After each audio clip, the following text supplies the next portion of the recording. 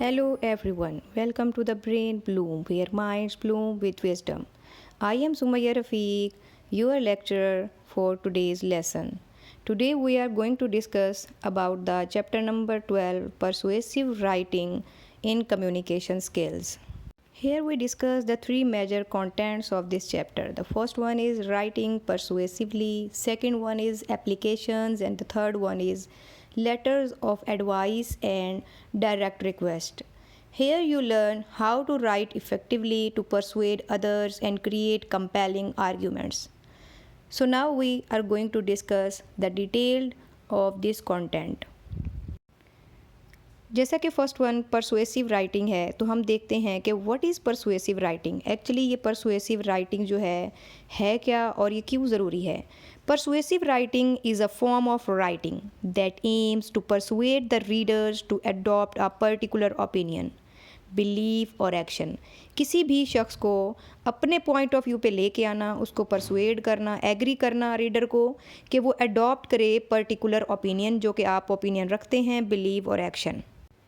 It involves using language effectively to convince the audience to agree with writer's perspectives, कि वो writer के perspective से agree कर जाए जो आपका ऑडियंस है। So why is persuasive writing important? Persuasive writing is important because it influences others to accept an argument or take a specific action. It's used in various fields in advertising, political speeches, essays and social media. It strengthens argument. आपके arguments को ये strengthens करता है. To structure an argument logically with evidence. It's valuable skill. Why?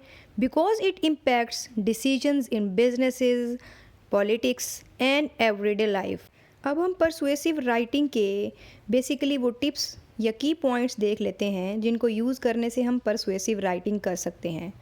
Persuasive writing जो है ये all about convincing your audience to agree with your view point और point of view और to take a particular action. Here are some key tips for writing persuasively. The first one is know your audience. Before writing persuasively, to know your audience, understand who you are writing for, consider their values, interest and level of knowledge about the topic कि जिस audience के लिए आप persuasive writing कर रहे हैं उनका knowledge level क्या है, उनके इंटरेस्ट क्या हैं और उनकी वैल्यूज़ क्या हैं। जब आप अपनी ऑडियंस को जान लेंगे फिर आपके लिए परसुएसिव राइटिंग करना आसान हो जाएगा। Second one is clear thesis statement. जो भी आप राइटिंग स्टेटमेंट्स दे रहे हैं, जिस भी थीसिस की, जिस भी कंटेंट की, उसकी आपने क्लियर स्टेटमेंट देनी है। Start with a clear thesis और argument that you want to persuade your audience to accept. For example, the use of renewable energy should be prioritise over fossil fuels. अब ये आपका topic है लेकिन आपने इसको क्लियरली स्टेट कर दिया है अपनी थीसिस की स्टेटमेंट में ताकि आपका रीडर जो है उसकी अटेंशन आप उसको ग्रैब कर सकें। The third one is use strong evidence. हमेशा स्ट्रॉन्ग एविडेंस का यूज़ करें ताकि आप कायल कर सकें अपने रीडर को, अपने ऑडियंस को कि वो आपके पॉइंट ऑफ व्यू से एग्री करें। प्रोवाइड करें फैक्ट्स, स्टैटिस्टिक्स, एग्जाम्पल्स और एक्सपर्ट ओपिनियन और to support your arguments. Evidence builds credibility and makes your case more stronger. Appeal to emotions. In addition to logic, आपने लॉजिक तो दे दिए, उसके साथ इमोशनल अपील भी होनी चाहिए ताकि ये आपका जो मैसेज है या थीसिस स्टेटमेंट है वो वेरी इफेक्टिव हो in persuasive writing. Use stories, vivid descriptions and relatable examples to evoke feelings. The next one is address counter argument. Counter argument को भी एड्रेस करें। Acknowledge the opposite side and refute it with evidence. This shows that you have considered different viewpoints and strengthens your argument. आपने देखा होगा कि हम अपनी ही बात को मनवाने के लिए डिफरेंट आर्ग्यूमेंट्स को भी डिस्कस कर रहे होते हैं एक थीसिस के अंदर या स्टेटमेंट के अंदर कि फ़लाँ ने ये कहा, फ़लाँ ने ये कहा, फिर उसने ये कहा तो उस किस बेस पे कहा और हम किस लॉजिक की बेस पर कह रहे हैं ताकि आप क्लियर उनको अंडरस्टैंडिंग दे सकें किसी भी टॉपिक की या कॉन्टेंट की। The next one is call to action. And your piece with a clear call to action कि आप करवाना क्या चाह रहे हैं इस स्टेटमेंट के थ्रू या इस थीसिस के थ्रू। Telling the reader exactly what you want them to do next कि अब वो क्या करें। For example, I urge you to vote in favour of this bill, कि आप इस बिल के हक़ में वोट दें, हम ये चाह रहे हैं आपसे, इसलिए हमने आपके सामने ये सारे आर्ग्यूमेंट्स रखे, लॉजिक रखे, काउंटर आर्ग्यूमेंट्स रखे और थीसिस की स्टेटमेंट भी क्लियर दी। Keep it concise, be clear and to the point, avoid unnecessary jargons and long winded explanations. इतनी लॉन्ग एक्सप्लेनेशंस भी ना दें कि आपकी ऑडियंस जो है वो बोर हो जाए या फिर वो उनकी अटेंशन जो है वो डिस्ट्रैक्ट हो जाए या कहीं और उनका ध्यान चला जाए। तो आप क्लियर रहें और स्ट्रक्चर्ड रहें और अपनी ऑडियंस के बारे में पहले जानें, फिर स्टेटमेंट को क्लियरली स्टेट करें और strong evidence, appeal to emotions, counter arguments को भी एड्रेस करें। लास्ट में आप कॉल टू एक्शन देंगे और सारे जो है मेन टिप इसकी ये है कि आपने कंसाइज रहना है, टू द पॉइंट बात करनी है, एक्स्ट्रा या ओवर नहीं हो जाना, जर्गन्स, टर्मिनोलॉजीज जिससे अवेयर ही नहीं है आपकी ऑडियंस, उसको यूज़ नहीं करना। So come to the next content of this chapter which is applications.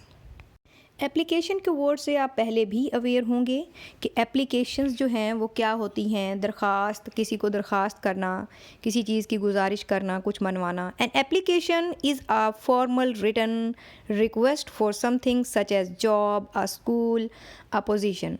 आप देखें, एप्लीकेशंस भी परसुएसिव राइटिंग हैं क्योंकि आप इसमें भी परसुएड कर रहे होते हैं या कन्विंस कर रहे होते हैं अपने रीडर को। When writing an application, your goal is to persuade the readers that you are a good fit for the role और अपॉर्चुनिटी। जो भी आपको अपॉर्चुनिटी दी जा रही है उसके लिए आप फिट हैं या फिर किसी जॉब के लिए आप फिट हैं। Here are some effective points और जिससे आप जो है इफ़ेक्टिव एप्लीकेशन लिख सकते हैं, जिससे आप अपने रीडर्स को या अपनी ऑडियंस को कन्विंस कर सकते हैं on your point of view. The first one is heading. Heading से आपने स्टार्ट लेना है। Start with your contact information, अपनी इन्फॉर्मेशन देंगे, followed by the data and recipients contact information if you have it. अगर आपके पास है तो फिर हेडिंग में आप उसकी भी इन्फॉर्मेशन देंगे। Salutation means greeting. Use a formal greeting such as dear, फिर आगे आप नेम मेंशन कर सकते हैं, dear sir, dear ma'am, dear Smith, dear Sarah, dear Sana, या इसी तरह कुछ और भी। Introduction, briefly introduce yourself and explain why you are writing for example, I am writing to apply for the marketing position at ABC company, XYZ company. Now come to the body. In 1 or 2 paragraphs, explain why you are the best candidate, highlights your relevant skills, experiences and qualifications. Show how your background जो है वो align कैसे करता है with the job or program. The next one is conclusion. Finish by expressing your enthusiasm for the opportunity. Thank the reader for considering your application and express your desire for an interview or further discussion। कि आपने application में लिखा कि आप willing हैं interview देने के लिए भी और फर्दर प्रोसीजर के लिए भी। Signature, close the letter formally with the sincerely और best regards and sign your name. अपने नेम के फिर आप सिग्नेचर देंगे। अब कुछ टिप्स हैं जिनसे आप एप्लीकेशन को परसुएसिवली लिख सकते हैं। Tailor each application to the specific job और opportunity. Keep it professional and free of error. Be confident but not too proud, कि ओवर कॉन्फिडेंट भी नहीं हो जाना बल्कि कॉन्फिडेंट रहना है। So the next content of this chapter is letters of advice and direct request. नाम से ही शो हो रहा है, एडवाइस में आप उस लेटर में एडवाइस कर रहे होंगे किसी को उस लेटर में, और डायरेक्ट रिक्वेस्ट में आप डायरेक्टली रिक्वेस्ट कर रहे हैं लेटर के थ्रू किसी भी चीज़ को लेने की या किसी भी बात को मनवाने की। Writing a letter of advice और making a direct request is a common form of communication, often in businesses और personal contacts. Here are how to approach each type, कि हम हर टाइप को किस तरह यूज़ कर सकते हैं, क्या इसका पर्पस होता है और कौन सी इसकी इंपॉर्टेंट टिप्स हैं जिनको यूज़ करते हुए, या क्या इसका स्ट्रक्चर है जिसको यूज़ करते हुए हम इनको लिख सकते हैं। So we are discussing the letter of advice. A letter of advice offer suggestions और रिकमेंडेशंस। इसमें हम ऑफ़र कर रहे होते हैं कुछ सजेशंस या recommendations for someone facing a problem और डिसीजंस। कोई डिसीजन लेने के लिए या कोई प्रॉब्लम कोई बंदा सॉल्व कर रहा है, उसको हम लेटर ऑफ एडवाइस लिख रहे हैं। It's important to be thoughtful and constructive when writing advice. जब आप एडवाइस लिख रहे हैं तो थॉटफुल और कंस्ट्रक्टिव वे में लिखें। First one is greeting. पहले आप ग्रीटिंग का यूज़ करेंगे। Start with a polite greeting such as dear, आगे आप नेम मेंशन करेंगे। Next one is introduction. Introduction के पोर्शन में आप पर्पस ऑफ योर लेटर लिखेंगे, For example, I understand you are facing difficulty in managing your time at work. Here are a few suggestions that might help, जो कि आपकी help कर सकते हैं. Next portion is body. Offer your advice clearly and respectfully. Give specific suggestions. Explain how they might help. कि किस तरह वो आपके पॉइंट्स जो हैं उसकी हेल्प करेंगे. And provide examples if necessary. Next one is tone. Keep the tone friendly, empathetic and supportive. कि आप उसको सपोर्ट प्रोवाइड कर रहे हैं, आप कितना कंसर्न है उसके लिए, उसमें आप अपने इमोशंस भी जो है वो यूज़ करेंगे. अवॉइड साउंडिंग टू क्रिटिकल और जजमेंटल ना रहें. क्रिटिकल ऐसा नहीं किसी को डरा दे, नहीं भी ऐसा कर लो नहीं तो ऐसे हो जाएगा, तो डराना नहीं है. आपने उसको फ्रेंडली, एम्पैथेटिकली और सपोर्टिव वे में समझाना है या एडवाइस करनी है. Conclusion. End with an encouraging statement. कोई इनकरेजिंग स्टेटमेंट लास्ट में इंक्लूड करें, such as I hope these tips help you and I am confident you will manage well. Last में आप सिग्नेचर इंक्लूड करें. क्लोज विद सिंसियरली और best regards with your name. Next one is direct request. Direct request में आप क्या करेंगे? Direct request basically क्या करती है? Ask the reader to take a specific action. कि आप रीडर को बता रहे हैं कि आप ये काम करें, रिक्वेस्ट कर रहे हैं कुछ करने के लिए, स्पेसिफिक एक्शन को परफॉर्म करने के लिए. इसमें भी आप बी पोलाइट रहेंगे and clear in your request. कि अपनी रिक्वेस्ट में आप क्लियर रहेंगे, जो बात आप करना चाह रहे हैं वो क्लियरली करेंगे. इसमें भी आप सबसे पहले ग्रीटिंग का यूज़ करेंगे, वही अपना नाम और ग्रीटिंग के साथ यूज़ करेंगे, डेयर और आगे नेम यूज़ करेंगे उस बंदे का. इंट्रोडक्शन लिखेंगे, क्लियरली स्टेट करेंगे इंट्रोडक्शन के अंदर what you are requesting for. कि आप किस चीज़ के लिए रिक्वेस्ट कर रहे हैं. For example, I am writing to request a leave of absence from work for 2 weeks due to personal reasons. जैसे आप कॉलेज के लिए भी एप्लीकेशन लिखते हैं, एप्लीकेशन फॉर सिक लीव, या ये भी आपका असल में रिक्वेस्ट लेटर होता है. आप रिक्वेस्ट कर रहे होते हैं कि हमें ये चाहिए या हमें छुट्टी दें. Next one is body. Provide any necessary details such as date, reason or background information to support your request. Be concise and to the point. Next one is polite language. Use polite language such as could you please, I would appreciate it if you could. कि अगर आप मेरे लिए करेंगे तो मैं इसको appreciate करूँगा.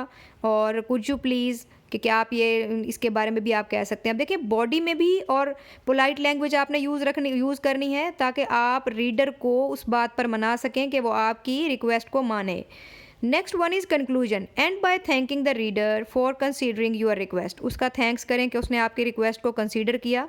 For example, thank you for your attention to this matter. इस मैटर पर तवज्जो देने के लिए शुक्रिया. I look forward to your response. जाहिर सी बात है आप उसके रिस्पॉन्स का वेट कर रहे होंगे कि वो बताएगा कि आप लीव ले सकते हैं या नहीं. जो आपने रिक्वेस्ट की है वो रिक्वेस्ट आपकी पूरी हो सकती है या नहीं. सिग्नेचर. क्लोज विद सिंसियरली और best regards and your name. अपना नेम इंक्लूड करेंगे. इसके लिए टिप्स ये हैं कि for both letters of advice and letter of direct request make sure the tone is polite, respectful and clear. Clear रहेंगे, polite रहेंगे और रिस्पेक्टफुल रहेंगे in the whole passage. Avoid being too demanding और aggressive in your language. आपने aggressive और demanding नहीं होना, बल्कि आप रिक्वेस्ट कर रहे हैं, देखें किसी को, या एडवाइस भी कर रहे हैं, तब भी आप पोलाइट ही रहेंगे. I hope you learned something new. Now we are going to discuss the conclusion of the whole chapter. So conclusion of the whole chapter is that persuasive writing is a powerful tool to convince others to adopt your viewpoint or take action. By using logical arguments, emotional appeals, and credible sources, you can create compelling pieces of writing that resonates with your audience. जो कि आपकी audience के साथ relate करेंगे, resonate करेंगे.